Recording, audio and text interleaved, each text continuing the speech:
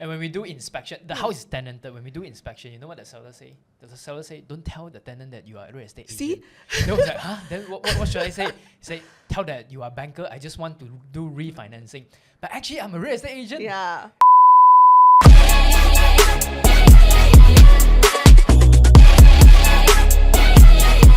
Hello everyone and welcome back to Connecting the Dots, where we unravel the complexities in real estate. My name is Joanne and together with me is Jonathan.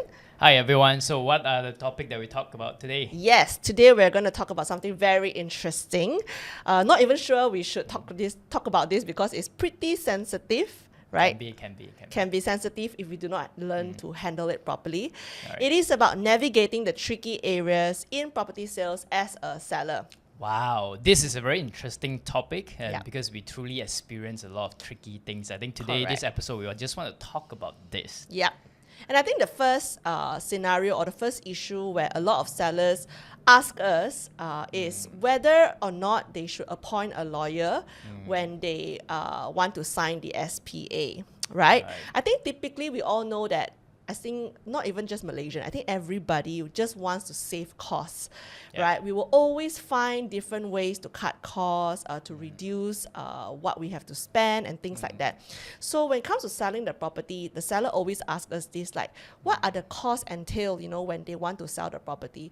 And of course, there are a few things that the seller needs to pay. I mean, obviously, the first one would be agent's fees, right?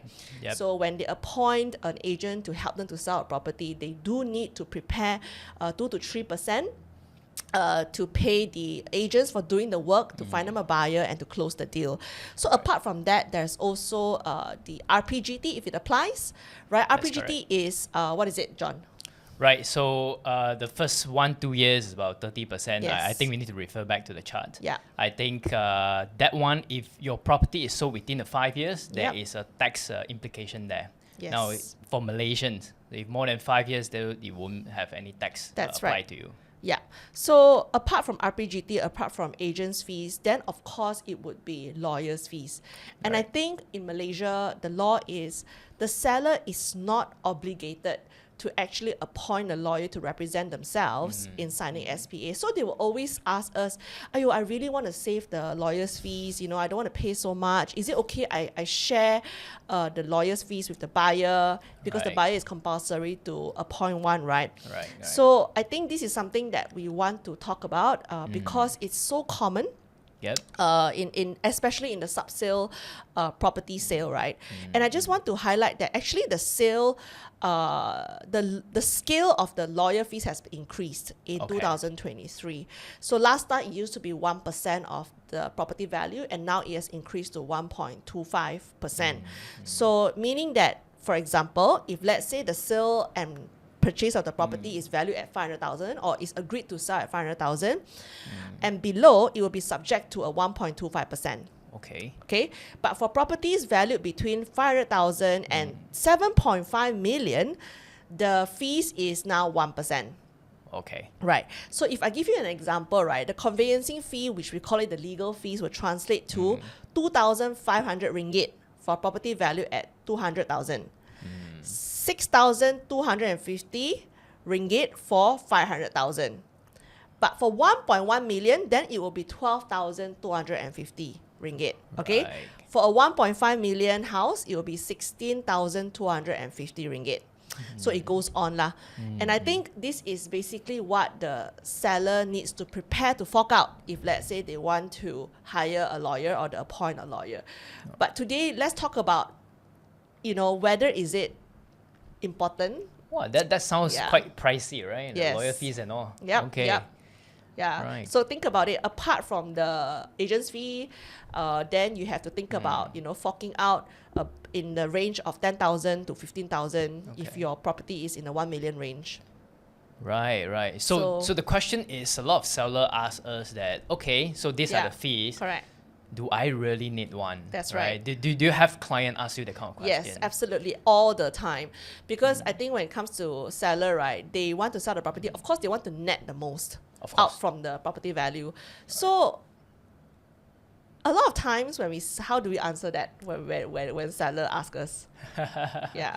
Now, for me, I am personally, I am very conservative person. I think a real estate transaction can be very straightforward, Yep. but it can sometimes have a lot of twists and turns. Yes. My advice to seller is that, if can, then you just engage a lawyer to represent you. Yeah. That's always my preference. Now, I've seen cases that some of the seller, they know the contract, they know how it works, Yeah. they know how to do the discharge of the bank and all, and they don't need the lawyer. So if they have this knowledge, right, then they don't need, they feel that there's no need to hire a lawyer.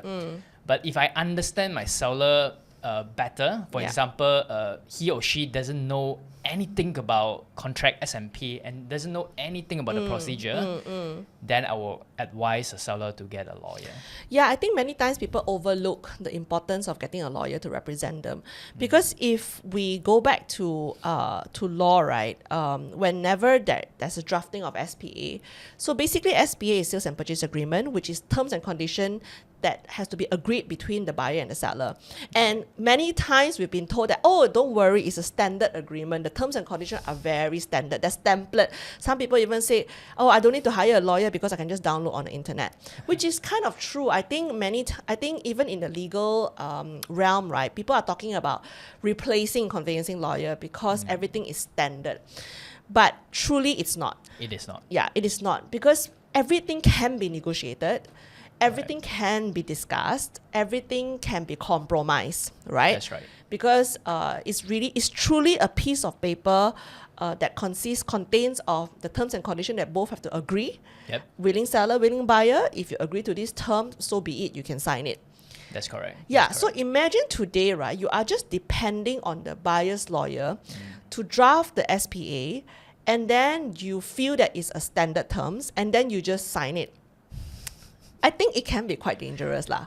Can be very risky sometimes, Yeah. because the seller is unrepresented. Correct. And as a lawyer, if I'm the buyer's lawyer, my job is to protect my client's interest. That's right. And as a buyer's lawyer, my job is to make sure the title transferred to my Yeah. client's name. Correct. And according to whatever that is best for his interest, lah. Yes. You know. And not only that, if let's say a seller choose not to appoint a lawyer to represent him in the SPA stage, it is actually an explicit clause in the SPA to say that the seller is well aware that he is not represented in the SPA. It's a compulsory clause in black and white. So imagine if, let's say, you did not read the terms condition carefully, or even though you have read it, but you didn't actually fully understand what the consequences, what's the implication, and you feel that it sounds fair to you, right? And you went ahead to sign it, then that's where if things happen and then you feel that, how come your interests were not protected? Right. Then I could say that it's too late already, because you already signed the SPA lah. Yeah. That's right. That's right. Yeah. That's right. So I'm not sure if saving that, for example, if it's a 1.1 million, if saving 12K, is it worth the risk? Right. So my question to you is that, is it really 12K or you can get a better price? That's or right. How it works actually? Yeah, so I think if I'm not mistaken, I've left the legal space for a while now, but I did my homework. So lawyers are allowed to give a discount up to 25% of the scale of fees. This is Okay, what is written lah. But again, today we want to talk about the tricky parts and some gray areas that is not really in black and white. Actually, there are lawyers out there that is willing to give, I think I heard is up to 50% or 60% is even doable. It's sad. It's really sad to hear that my lawyer friends have to give such a big discount, Right. when they want to get clients in. But unfortunately, Malaysia market is still quite, I would say, not very mature. Alright. People still underestimate the work that the The lawyer lawyer have to can do. That's Sometimes they thought that, it's a template, it's a standard terms and condition. The lawyer don't even have to do it. The clerk do it, right? Okay. It may be true, but ultimately, when the lawyer sign off, the lawyer actually carries a lot of liabilities. When something goes wrong, it's not the legal clerk that's being sued, but it's the law firm and the lawyer. Licensed lawyer. Correct. So your reputation is at stake, you may be suspended. So ultimately, when you pay for a lawyer to draft something and to represent you, right, it means a lot lah. Right. It really protects your interests. Correct. Now, throughout so many transactions, right, truly I've seen quite a few good lawyers that they know how to protect their seller and buyers. Correct. And as a real estate agent, we are very grateful to work with Yes. these kind of people who are involved in this transaction. Yeah, correct. Now, maybe you can share a little bit as a seller's lawyer, right? Actually, what they do to, what is their role and involvement in this transaction as a seller's lawyer? And as a buyer's lawyer, do they do the same thing or different things? I think it's slightly different. I think ultimately, both parties just want to protect their own interests, meaning that when a buyer buys the house, very simple. They just want to make sure that the title is transferred to their own name successfully within a specific time frame. You cannot be buying a house and then you wait until I don't know when that the title is transferred to your name. Or you pay the money already, but the name is not in not the transferred title. yet, Okay. not in the title yet. So I think this is the basic, I would say, ultimate reason why you buy a house lah. You want the title to be you want the land title to be transferred to your own name. The ownership of the properties, right? That's right. Okay. So a seller, again, is very simple, right? You want to sell a property because you want to get the cash out. That's correct. Right? You want money in your bank account or in your pocket. So you need the whole purchase price to be successfully transferred to your account. That's correct. Yeah. So if let's say it's just a very plain, simple reason, right? Then then people will argue that I only need money in my bank account. I only need the name to transfer, title to transfer in my name. So why need to go through all the hassle? Right. Unfortunately, I think there is still a lot of variables. What I mean by variables, it could be, for example, like what if, for example, what example can we give? That word.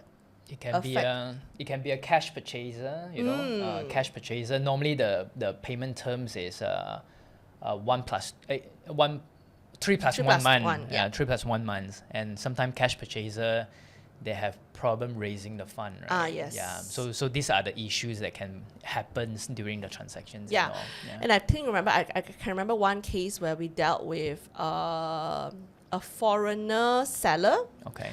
Actually, it's a Malaysian, but this person has already converted to Singaporean. Malaysian converted to Singaporean. Yeah. Okay. But the title is still under the Malaysian name. So before they converted, they didn't actually announce or to everyone that they have converted. So the property is still under the person's Malaysian IC name. So as we all know, as a foreigner, when you sell the property, you will gain tax, right? And I think there was some complication that delayed the transfer of the title to the buyer's name.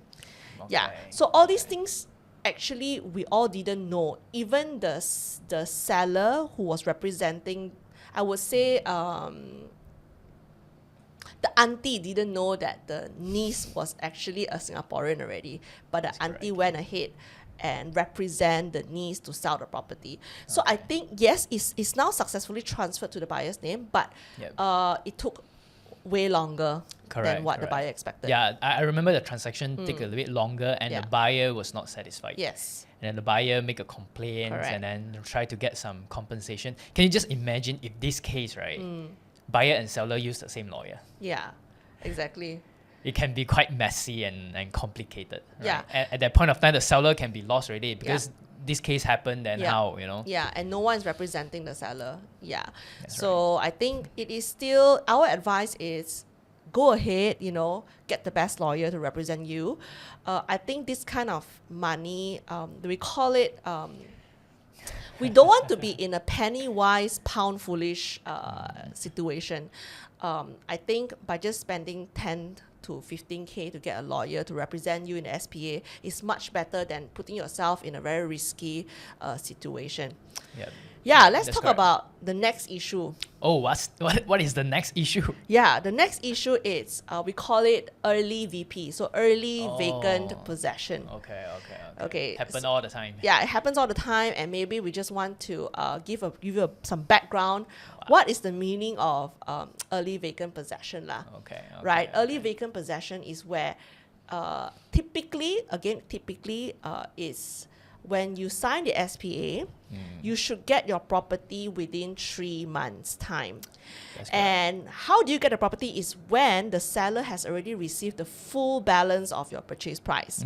Then the seller is supposed to deliver vacant possession to you, meaning that vacant possession means the house is supposed to be empty, okay, depending on what you're agreed on. Are there certain furnitures that you agreed that you will pass to you? Are there certain fixtures and fittings and such, okay? Right. And if you have a tenant, a vacant possession means that you should also vacate your property, meaning your tenant shouldn't be there the day that you hand over the keys. Okay. Right? Okay. But what does it mean to be early vacant possession? Wow. Yeah. Okay. We have Yeah. we have number of cases like this. Some turn out very well. Yeah. Some the case just got one case lah. You Yeah. know? Yeah. So early VP, maybe I share a little bit. Yeah. I think when it comes to early VP, right, the seller and buyer, their expectation have to manage a little bit. So some seller agree on early VP, but as a buyer, the reason why buyer want to do early VP is because they can come in early. Yeah. And then they can do the renovation while waiting for the full transfer of the properties. Basically, it's a full access to the house lah, Full access to the house. before the balance purchase price is paid.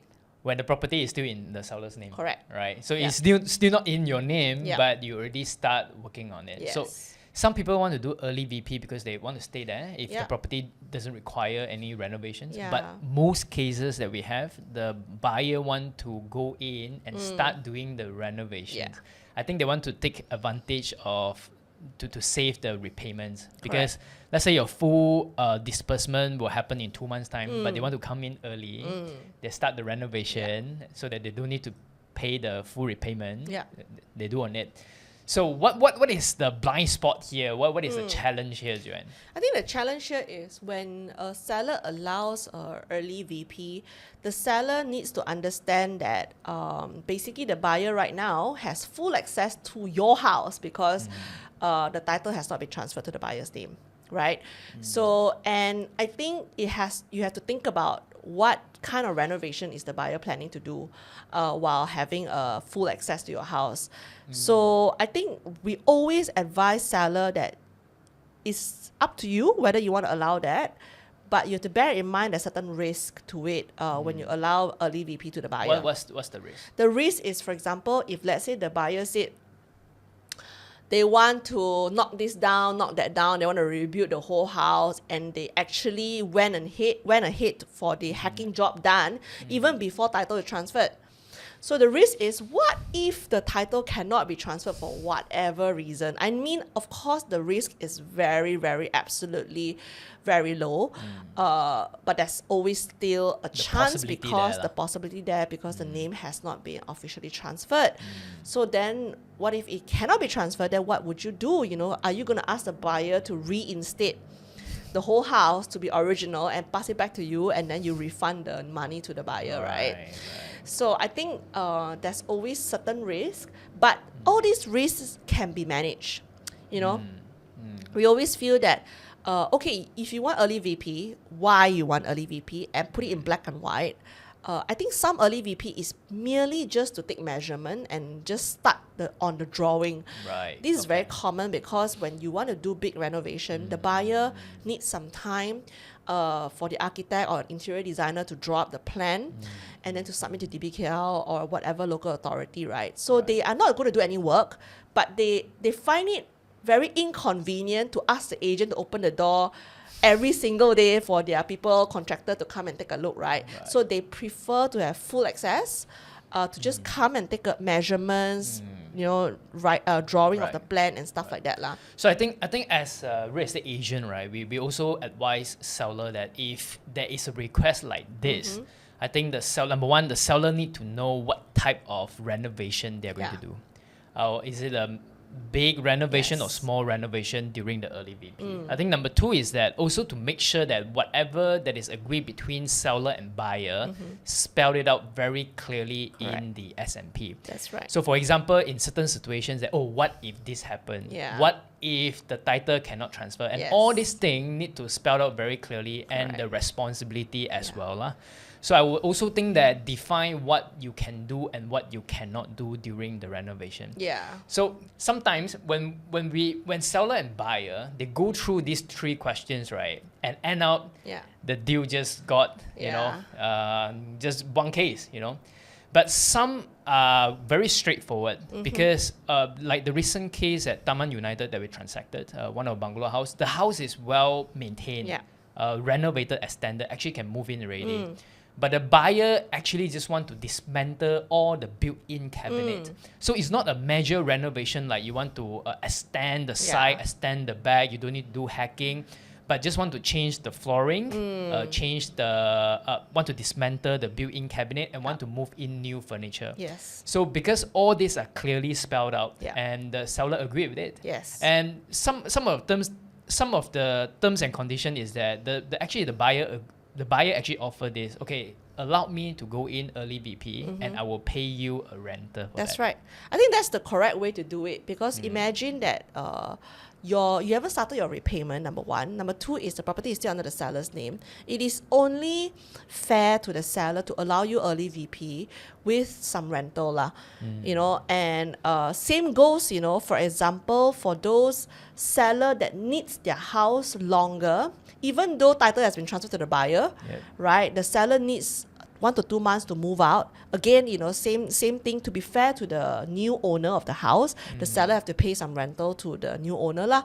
That is fair arrangement actually. Yeah, correct. So I think for early VP, yes, it's tricky. Yes, there's some risk, but so long as both parties are very clear on the expectation on why do you need early VP. Sometimes early VP doesn't mean that the buyer wants to do renovation. It could also mean that the buyer are being chased out from the current landlord. The buyer needs to move in as soon as possible because the tenancy has ended. The landlord wants to take back the house and they just need a place to stay. They just need 1 to 2 months to stay. So I think all these are very reasonable requests.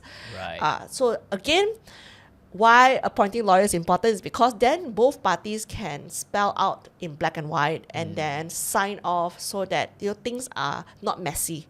Correct. So in early VP, it is very important the reason why. Yes. The purpose of the buyer request early VP is it just want to move in early and stay there, or you want to do renovation? Yes. Okay, if you want to do renovation, is it a minor one or major one? Be very specific on that, so that the lawyer know how to protect both party. Correct. Not just one side. Yeah.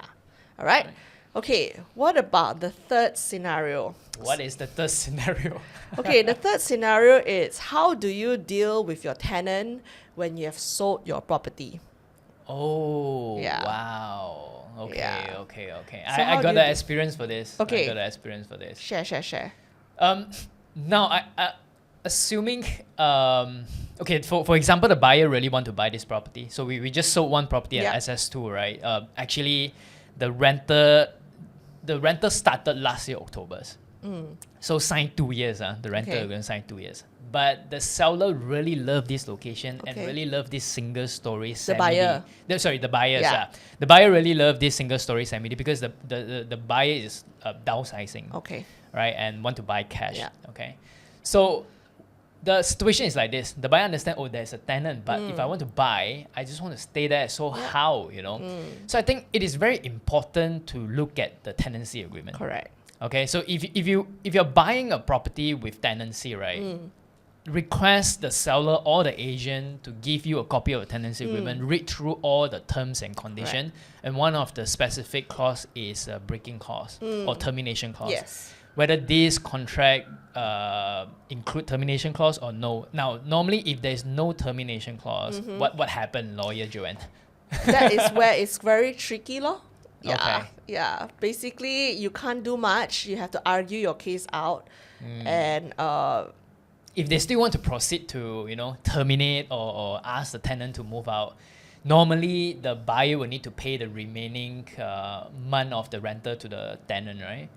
The buyer or the seller? The seller. Assuming the buyer bought over already, assuming the buyer bought over, and the house is still with the tenancy agreement. See. Yeah. The seller doesn't want to terminate, but the buyer insists want to buy. Yeah. So in this case, how? Yeah, it should be. I think the buyer then have to pay the remaining tenancy, the monthly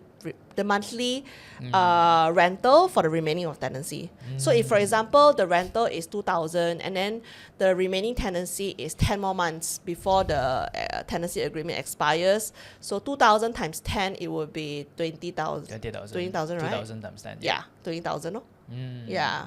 Okay. Is that right? Yep, that's correct. So for that particular case, when we read through the tenancy agreement, something spelled out there is that there is a termination clause. Okay. But you just need to serve how many months of Correct. notice. Correct. So for that particular tenancy is to serve 6-month notice. I see. Now, why there is clause like this in the tenancy agreement is because before the tenant want to rent this place, the landlord clearly tell the tenant that actually I'm also putting this property for sale. Right. Right. So if you really want to rent this house, Yeah. you must allow me to put this termination clause. So the seller also trying to protect herself, course. It's easy for the buyer to take over the Yes. property and all. So for that particular case, earnest deposit paid and the seller served a 6-month notice to the tenant. Okay. Yeah. So that's the experience that I have. Yeah, so I think it's important that if you are already right now renting your property and you are thinking to sell, our advice is to always look back your tenancy agreement first with your existing tenant. And if there are no clauses that gives you a right to terminate the contract, then our advice is to revisit that and to negotiate again with your tenant. And to be honest with your tenant that you plan to sell your property. And many times one of the the challenges that we face is the seller does not want to be fully transparent to the tenant when they want to sell the property. And I can understand why, because you don't want to alert the tenant and you're scared that the tenant will move out from your house. You Want to find still another want place. to have the monthly Yeah, cash you flow, still want right? your monthly cash flow. You don't want to alert your tenant lah. But to be honest, if you don't tell your tenant the full picture, then it is very hard for agent to sell the property, because the tenant will be very wary and cautious that, how come agents are bringing people to view the house that I'm currently renting from the seller? And then the agent had to find all types of excuses to to tell the tenant that, we are not bringing a seller, this is someone from your landlord actually authorized us to bring someone they know to view the house. I mean, all sorts of different excuses, which puts the agent in a very difficult situation. Actually, it's quite bad. It's good very to bad. be transparent to everyone. Yeah. We always tell our sellers who appoint us to be their agent when they have a tenant in their house is to always be transparent. Otherwise, we are not going to take the listing, because we can't really sell a sub-sale property by not bringing any buyer to come and take a look. Correct. Right? Correct. So if viewing is not possible, if your tenant doesn't allow an agent to bring a buyer to come and view, right, then it's very difficult for us to close the deal lah. That's true. Also very difficult to arrange viewing appointment, because sometimes the tenant just don't want to cooperate in any way. Correct. Yeah, because the tenant also feel that, the landlord trying to cheat me. You did not disclose that you want to sell the property. Yes. Now I'm been staying in that house, and you are constantly disturb me. So of course they don't want to cooperate. Correct. So one of our, our value is always be transparent. Yes, you may alert the tenant, you are worried that the tenant wants to move out and things like that. But I feel that open communication, full transparency with your situation, you always have the right to sell your property. You are the owner of the house, right? Why are you worried that your tenant will get offended? I think all these things, if let's say is communicated properly, everybody can be reasonable lah. Correct. Yeah. So one of the case that we recently had in Bangsa, Jalan Limau Manis, the seller actually want to sell this property. Yeah. So what happened is that the seller in the situation that, okay, whichever come first lah. If rental come first, then we will just close the rental. If sales come first, we'll close the sales. But because that property is a bit unique, so it will take a little bit longer time. But their priority is to sell. Yeah. So what happened is that, so we run both ads, and then we actually receive a lot of leads from the rental advertisement. So when we bring the buyer in, right, so one of the buyer profile is really good, is doctors. And this doctor also want to downsize from PJ to Bangsa area, from a bungalow house to a terrace house. So we are very upfront to the tenant that, okay, if you really want to rent this place, we want to tell you first, actually the seller also, trying to sell this house. Yes. So meaning to say, during your tenancy agreement, actually we are allowed to sell. Correct. But the tenant say, no, Yes. I don't want this. I don't want anyone to disturb me. I want to Correct. stay here for 3 years, and you cannot sell in 3 years. You can sell in 3 years, but the next person have to continue my tenancy agreement. So because of all this, ting tong a few times, right? So the tenant feel that, okay, actually there's no peace of mind to stay here because the seller memang want to sell the house. Then we didn't close the case. Yes. And actually we are happy because upfront, we already manage each other expectation and we put everything on the table and discuss about it. Correct. So when there's a transparency, right, is better because you know That's what right. to do next. Yes, I think all these things we are also always very upfront to the seller.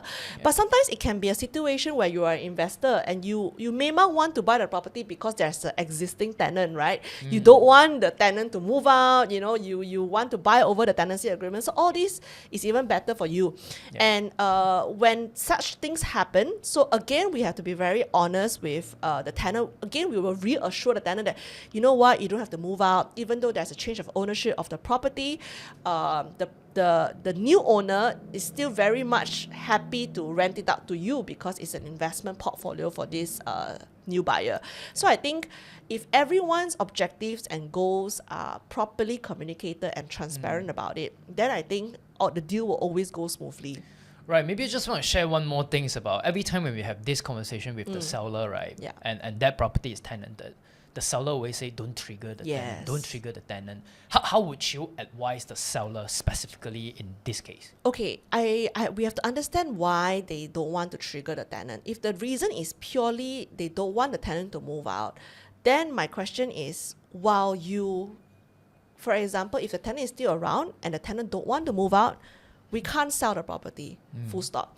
So unless you are ready to alert the tenant, and we will help the tenant to find a way to find another property for this tenant, then the tenant's problem will be solved, right? And then we will get a buyer to come in to view the house and to sell it. So I feel that we have to understand the real reason why the seller doesn't want to alert the tenant first. Right. Yeah. So I think that conversation is important. Yes. Number one, if the seller is really concerned about the cash flow, because the seller every month want to see the cash flow, then my question is that which one is your priority? Yes. Cash flow, or you just want to unlock the properties? Now, if the seller feel that because I don't want to upset the tenant or whatever, but if your priority is to really sell, just have this conversation first. And then, I mean, we as a real estate agent, we need to align with your objective. Correct. And then we navigate the situation together to help you, throughout the whole entire journey and make sure the process is seamless, know, and the experience is good. So I will also tell the seller that we only need 3 to 6 months of your time. When your property is vacated, it's empty, 3 to 6 months, we will get it sold. So are you okay to, in a sense, compromise your monthly rental for 3 to 6 months only? Okay, if let's say, for example, after all the marketing effort, after setting the price correctly, and the property still can't be sold in the next 3 to 6 months, then go back and find a tenant again, to make sure that your cash flow is still there. So I feel that it's really about, like what you said, managing priority and managing the ultimate goal of why you want to sell. So some seller always tell us that, I don't want all these things. I want status quo meaning that I still want my tenant. At the same time, you do your marketing. Then honestly, we will always say that if you want to do that, you cannot blame us that the property is not sold in 3 to 6 months' time. Yeah. Because it's going to be very difficult when your tenant is not cooperative.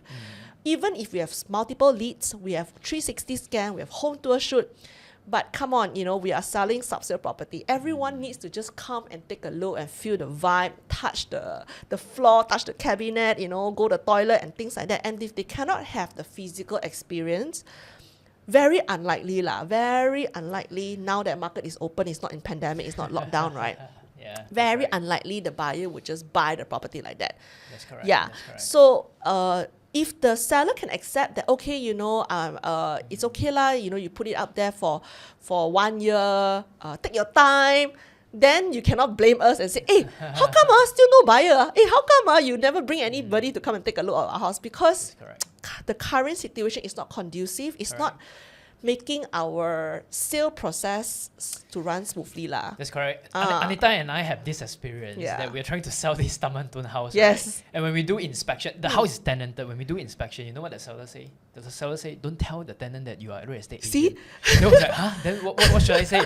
Say, tell that you are a banker. I just want to do refinancing.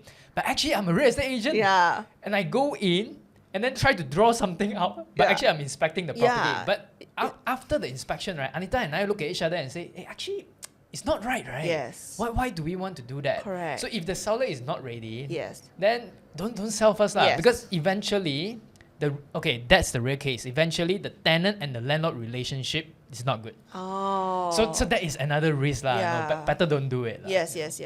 So I think after this kind of situation, we realize that if let's say sellers want to appoint us to sell the house when in this kind of predicament, then we will normally just say, why not you wait?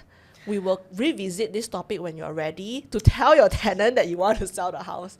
Right? That's right. Yeah. Okay, good one, this one. Yeah, okay. Let's talk about the next one. We talk about markup cases. Oh my God. Yeah, I think markup cases... Okay, what is markup? Is it still very popular?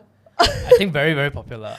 We don't practice, but I think it's very popular on the market, Okay, right? so markup cases is still very popular. It's because bank value. What does markup means, right? Markup means that the bank appointed valuer value the property at, for example, at 800,000. Okay, because according to data, according to past transaction and whatnot, they value your property 800,000. However, the market value, okay, bank value is one thing, market value is another. I think we covered this before. Market value means that what the buyers are willing to offer that property in this time. So unfortunately, the market only can offer the double story at around 700,000. Okay. So bank value at 800,000, market willing to pay for 700,000. So there's 100,000 difference. So market value means that the buyer wants to loan the property at 800,000, 90% of the 800,000. So you get the extra, how much? All right. I cannot count Okay, my on the battery fly. is bad. Yeah, Okay, I cannot good. count on the fly lah. So basically the 90% of 800,000. So why the buyer wants to do that? Various reasons. Maybe one of the reasons is they want to use the money to renovate the house, or they just want to use the money to go vacation. I don't know, a lot of things that cash is king right now. And the most importantly is this money that you get, additional money that you get from the bank, it's also part of your financing. Okay. You know, Okay. it's like a loan lah, but in a Okay. very low rate as compared to personal loan. Okay. So Yeah. is this kind of arrangement legal? It's definitely not legal. It's definitely not right. Basically, in layman terms, is you are kind of cheating the bank lah. Okay. Yeah, because even though the seller agreed to sell you at 700,000, but you went ahead to tell the bank that the SPA price is 800,000, so that you can get more money from it. All right. Actually, this one is happening in the market right now. I truly feel that this is not good. This is truly not good. It reflected because when you make transaction like this, right, it's actually recorded in the land office. So when you do past transaction that time, you will see all the properties inflated prices. Yeah. Now, one of the recent case that Shen and I was trying to do a market research on this particular condo in Oak Klang Road, right? So the seller actually want to sell. So when we check online at property portals, the asking price is about 380,000, 400,000 for a size of 790 square feet, something like that. Soho, right? Soho. Yeah. So when we do the past transaction report, for the similar size, it was transacted at 600,000. Oh, okay. So when you look at it, this past transacted price is 600,000, but when I go to online and check iProperty and Property Guru, nothing above 500,000. Yeah. This information, there's a mismatch already. So as a real estate agent or as an investor, when you look at figure like this, right, you gotta pay a little bit attention. I think the third information as an investor, as a home buyer that you should know is to check the rental price. So for the similar size, and when I check the rental price for that particular unit, right, on the market rental is only 1,500 to 1,600. Now you can see for a 600,000 property, your repayment is about 3,000 ringgit. Okay, so you can do a calculation. If you pay this property at 600,000, but you can only get 1,500 rental, your rental yield is actually very, very, very low, very low. Very low. But so you can see lah, if the property price is memang at 600,000, right, the rental will reflect one. Correct. Because the rental dictate the property price. So you can do reverse engineering. For example, if you want to buy this property and you want to see a 3% rental yield or 4% rental yield, you just do the reverse engineering, you will get the price that you want to purchase. So if the transacted is 600,000 and the rental price is only 1,500, such a big gap, and the iProperty and property, something is going on. Shen and I was thinking, do we want to do this episode, because I don't want to highlight the condo names, but I can see a lot of people are involved such thing. And as a bank, right, it's truly very bad for such thing. Because if there are many activities like this in that particular condo, in 3 to 5 years' time, you will see a lot of lelong property there. Reason because the market price rental is only 1,500, but you're paying 3,000 to the bank. And if you want to rent it out, your rental market rate cannot cover your repayment. And if you cannot cover, people who always do this markup thing because they want to cash out. But for that particular condo, I don't think they want to cash out for renovation. I don't think so. So I believe the greed set in. And if people will cash out the money and use it all, and if they finish the money, they cannot pay the repayment to the bank, what will happen? I think you and I will know. And that will create damage to the property market.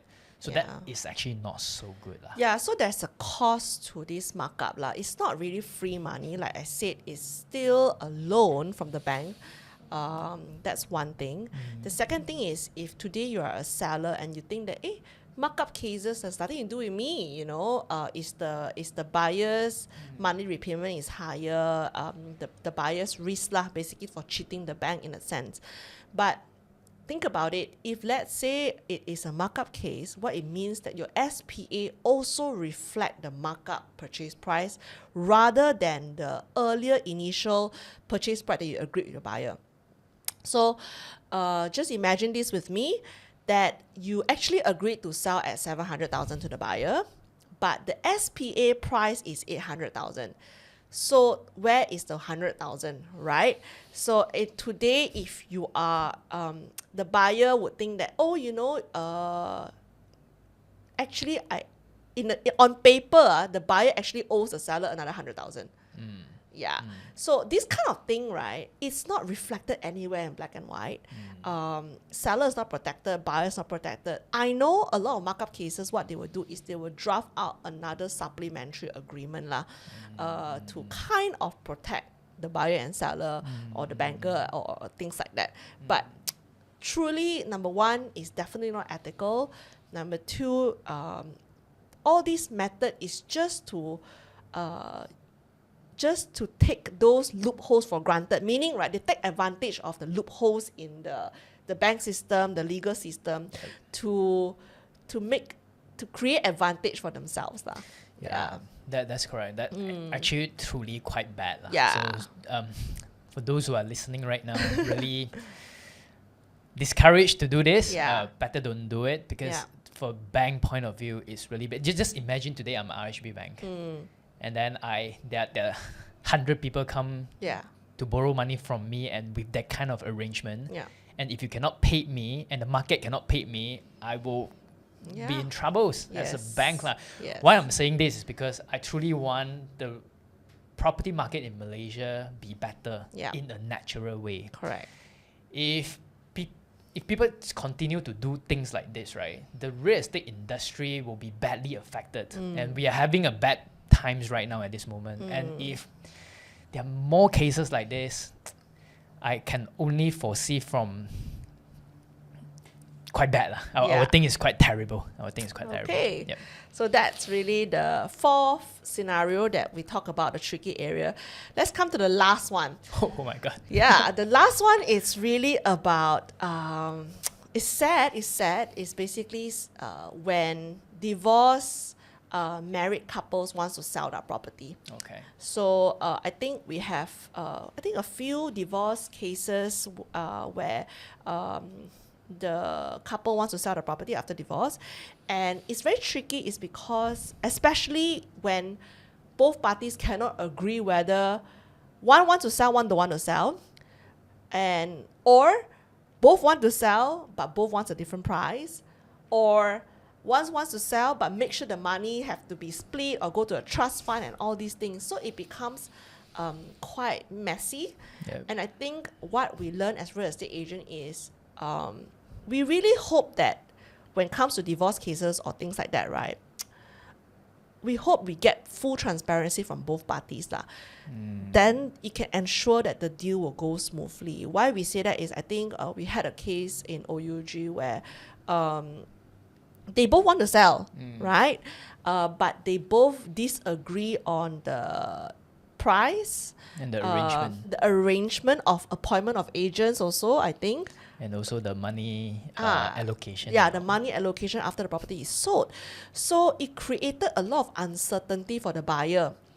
Because there is some paperwork that needs to be done. It means that the procedure is not the standard 3+1, you will get the house.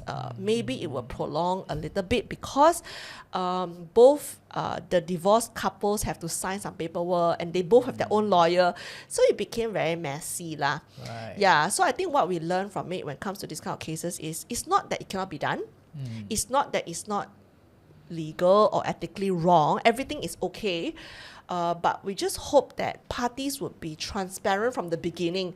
Yep. I think this case is where we didn't quite sure are they divorced yet. Okay. And then they just say that they want to sell, right? Okay. Then we read it out. Then after that, we noticed that, oh, actually they are going through divorce process. There were some trust deed arrangement. There was some separate agreement arrangement. But all these we were not informed until we found a buyer. They're Okay. willing to pay deposit, and then all these things, start to surface out, and we have to manage the buyer's expectation, Right. the timeline, All right. and all these things.